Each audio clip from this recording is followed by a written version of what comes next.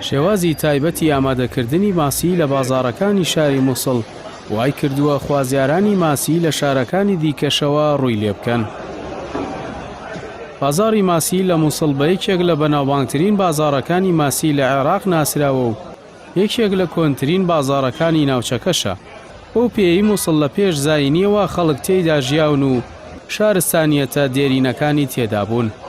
بەنداوی مووسڵ هاوکات بوونی چەندین حەوزی بەخێوکردنی ماسی سەرچاوە سەرەکیەکانی دابینکردنی ماسین لە شارەکە و ئەوەی زیاتر بۆ خەڵکی شارەکە و شارەکانی دیکە گرنگە بوونی بازارێکی تایبەتە بە برژاندنی بە جۆری جیاواز و خستنە ڕووی بۆ کڕیاران.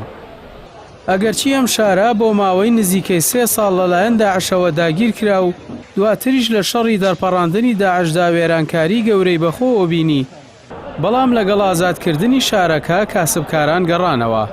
سەرڕایەوەی زۆرێک لە شوێنەکانیان زیانی پێگەیشتووە، بەڵام هەرزوو دەستیان کردەوە بە ئاوەدانکردنەوەی بازاڕەکە. لە مووسڵی کۆن یەکێک لە سیماهەرە بەردەوامەکان بریتیە لە بازاڕێکی کولتوری نەریتی کە بە برژاندن و سوورکردنەوەی ماسی ناسراوە. ئەم بازاڕا بۆ چەندین نەوە نەک تەنیا وەک ناوەندێکی بازرگانی بووە، بەڵکو وەک ئەرشیفێکی زیندوش لە شارەکەدا ماوەتەوە و گەشتیارانی ناوخۆ و تەنانەت دەرەوەی عێراقیش ڕوو لە بازاڕەکە دەکەن.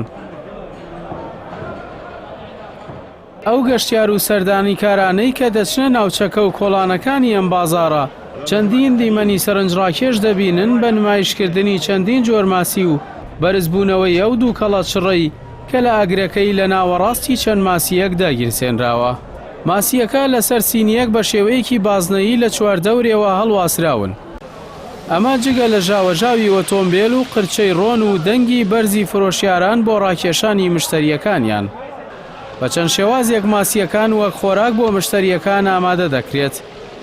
سوورکردنەوە لە ڕۆندا، برژاندن بە ئاگر یان پیشاندن بە فڕنی تایبەت. ئەو شێوازە تایبەتەی بازاڕی ماسی مووسڵە. ئەمڕۆ بازاڕەکە هەم خەڵکی ناوچەکە و هەم سەردانی کاران بە تامەزرۆییەوە ڕادەکێشێت بۆ تامکردنی جۆرەکانی ماسی و لە کاتەکانی ئێواراندا بازاڕەکە جمەی دێت و خەڵکێکی زۆر لە ناوچە جیاوازەکانی عێراقەوە سەردانی دەکەن. پشتیوانیکردنی ئەم جۆرە بازاڕانەش لە شارەکانی هەرێمی کوردستاندا دەکرێت دەرفەتی کار و ڕاکێشانی گەشتیاری دروست بکات و کاسبکار و هاوڵاتیان لێی سوودمەند بن.